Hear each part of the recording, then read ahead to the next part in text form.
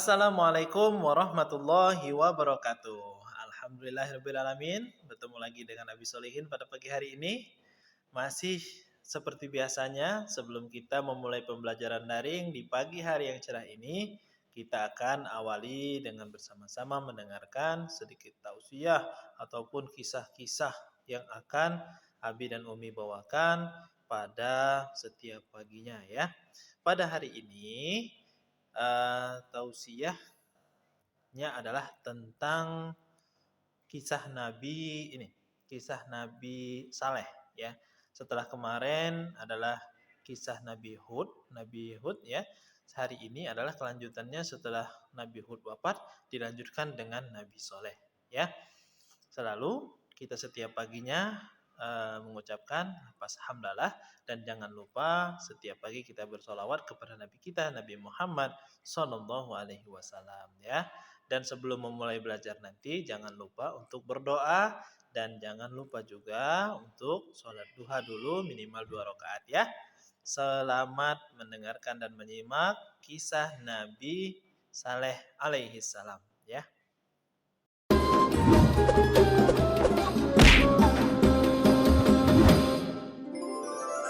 Kisah Nabi Saleh alaihi salam. Setelah Nabi Hud, keluarga serta pengikutnya hijrah ke Hadramaut, mereka membentuk kehidupan baru di sana dalam suasana keimanan yang tinggi. Sebagian anak keturunan mereka bermigrasi ke utara, ke daerah Hijaz. Di sana mereka membuat pemukiman baru dan berkembang turun-temurun. Bangsa baru ini dikenal sebagai bangsa Tsamud atau kaum Tsamud. Secara silsilah keluarga, kaum Tsamud berkerabat dengan kaum Ad. Mereka berasal dari satu kakek buyut, yaitu Iram cucu Nabi Nuh. Maka tak heran jika kaum Tsamud mirip dengan kaum Ad. Mereka orang-orang yang diberi kecerdasan tinggi oleh Allah Subhanahu wa Ta'ala. Kaum Tsamud juga mewarisi budaya dan keahlian bangsa Ad dalam bidang arsitektur. Mereka membuat bangunan megah di tanah datar dan membuat gunung-gunung untuk dijadikan rumah. Kaum Tsamud sangat mahir dalam ilmu pahat. Mereka membuat relief-relief yang indah. Kota mereka yang terkenal adalah Al-Hijr. Pengairan, pertanian, dan peternakan mereka berkembang sangat baik, serupa kaum Ad dahulu. Pada mulanya, kaum Tsamud menarik pelajaran berharga dari pengalaman buruk kaum Ad. Karena itu mereka beriman kepada Allah Subhanahu wa Ta'ala. Mereka hidup dalam kedamaian dan ketaatan kepada Allah. Tetapi setelah beratus-ratus tahun berjalan, kejayaan membuat mereka menjauh dari ketakwaan kepada Allah. Mereka, terutama pembesar-pembesarnya, mulai angkuh. Penindasan kepada orang-orang miskin dan lemah di antara mereka. Kebohongan, kecurangan menjadi biasa bagi mereka. Kaum Tsamud juga mulai menyembah berhala dan diteruskan turun-temurun oleh anak cucu mereka. Mereka melupakan ajaran Allah dan menuruti bujukan setan. Allah tidak membiarkan manusia dalam kesesatan tanpa ada petunjuk. Karena itu, Allah memilih Saleh untuk menjadi utusan bagi kaum Tsamud. Saleh berasal dari keluarga terpandang di kalangan kaum Tsamud. Kecerdasan yang menonjol, rendah hati, dan ramah, pandai bergaul, serta sabar. Bakat kepemimpinannya sudah tampak sejak muda. Saleh disukai oleh kaumnya. Mereka berharap Saleh akan menjadi pemimpin mereka. Setelah menerima petunjuk-petunjuk yang jelas dari Allah Subhanahu wa Ta'ala, Nabi Saleh alaihi salam memulai dakwahnya kepada kaumnya. Hai kaumku, sembahlah Allah. Dialah yang menciptakan kamu dan menjadikan kamu mampu memakmurkan bumi. Dan mohon ampunlah kepada Allah Subhanahu wa Ta'ala atas dosa-dosamu. Takutlah kamu kepada azab Allah. Tetapi kaumnya menjawab, Hai Saleh, kami sungguh kecewa kepadamu. Selama ini kami mengharapkan kau akan jadi pemimpin kami. Sekarang kau melarang menyembah berhala-berhala. Padahal ini adalah warisan nenek moyang kami. Kami tidak mau mengikutimu. Kebanyakan kaum Tsamud tidak mau percaya kepada dakwah Nabi Saleh, terutama para pembesar-pembesarnya. Hanya sebagian dari mereka yang menyambut seruannya, terutama dari golongan-golongan miskin dan lemah. Para pemuda kaum Tsamud mengejek orang-orang lemah itu. tetapi iman mereka sudah kokoh kepada seruan Nabi Saleh. Melihat hal itu, para pemuda kaum Tsamud menjadi sakit hati dan gusar. Keangkuhan mereka menjadi-jadi. Mereka tidak mau kehilangan pengikut. Mereka ingin Nabi Saleh tidak mempunyai pengikut sama sekali. Mereka berusaha agar orang-orang beriman itu meninggalkan Nabi Saleh dan kembali menyembah berhala mengikuti mereka. Kemudian mereka menantang Nabi Saleh untuk mendatangkan mukjizat.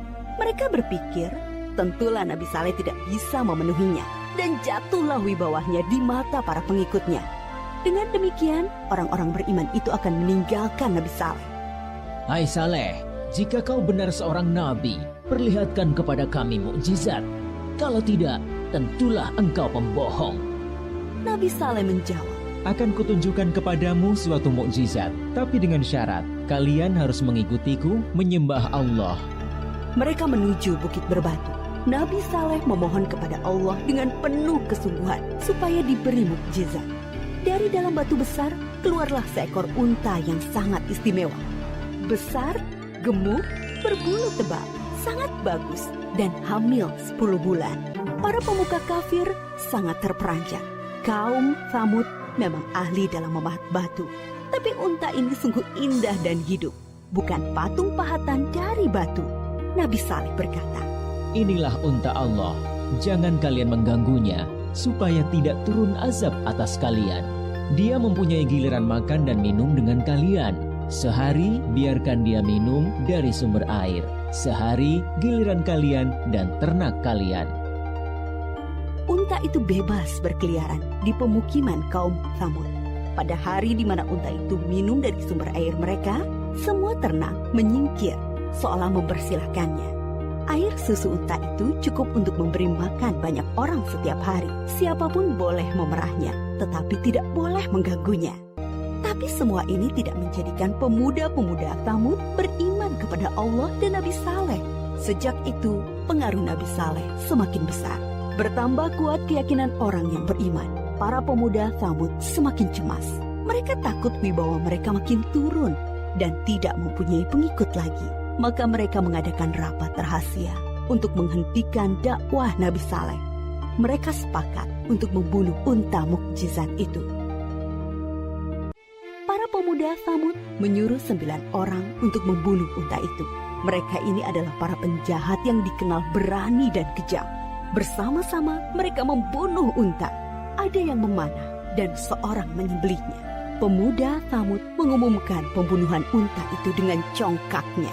Mereka berpikir dakwah Nabi Saleh akan terganjal. Tentu banyak orang beriman yang akan meninggalkannya karena mukjizat yang sudah tidak ada. Masyarakat sangat sedih dan ketakutan mendengar kabar itu. Mereka sedih karena tidak bisa lagi minum air susu unta ajaib itu dan takut azab Allah akan benar datang menimpa mereka. Para pemuda Tsamud mendatangi Nabi Saleh dengan angkuh dan penuh rasa kemenangan. Hai Saleh, kami telah membunuh untamu. Datangkanlah azab yang kau ancamkan kepada kami. Kalau tidak, pasti kau pembohong besar. Kalian diberi waktu 3 hari untuk bersenang-senang di rumah kalian. Setelah itu, azab dari Allah pasti akan datang. Dengan penangguhan waktu 3 hari, diharapkan banyak orang yang menyesali dan bertaubat kepada Allah, serta menjadi orang yang beriman. Tetapi orang-orang kafir itu tetap dalam keangkuhannya. Mereka tidak mau beriman. Mereka malah menunggu-nunggu apa yang akan terjadi setelah 3 hari. Diam-diam mereka juga gelisah, takut kalau azab itu benar-benar datang. Akhirnya mereka merencanakan membunuh Nabi Saleh agar azab itu tidak jadi datang. Mereka mengutus kembali 9 orang yang telah membunuh unta untuk membunuh Nabi Saleh. Tetapi niat mereka digagalkan oleh Allah. Ke-9 orang itu mati ditimpa batu dari langit ketika menuju rumah Nabi Saleh. Nabi Saleh dan pengikutnya kemudian hijrah ke Palestina. Menjelang hari datangnya azab, Nabi Saleh sangat sedih meninggalkan Al-Hijr, membayangkan azab Allah akan menimpa kaum satu kampung halamannya. Aku telah menyampaikan kepada kalian ajaran Allah, tetapi kalian tidak menyukai kebenaran. Kemudian Nabi Saleh berangkat menuju Palestina. bersama sekitar 110 pengikutnya. Setelah 3 hari berlalu, terdengar suara sangat keras menggelegar dari langit. Petir menyambar dan bumi berguncang karena gempa dahsyat. Semua orang kafir itu mati mengenaskan. Bangunan yang mereka banggakan banyak yang ambruk. Binasalah kaum Tsamud yang durhaka.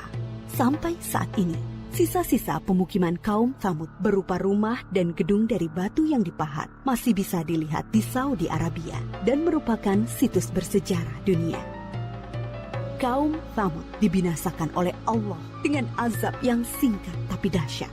Mereka diazab karena tidak mengesahkan Allah dan tidak mau mengikuti utusan Allah, yaitu Nabi Saleh. Mereka memilih mengikuti syaitan. Dan walaupun yang membunuh unta hanya beberapa orang, tetapi orang kafir yang lainnya merestui. Mereka mendiamkan perbuatan jahat di antara mereka. Kisah kaum Tsamud mengajarkan kepada kita keharusan taat kepada Allah dan Rasul-Nya, serta pentingnya amar ma'ruf nahi mungkar dalam masyarakat, yaitu menyuruh kepada kebaikan dan melarang kemungkaran.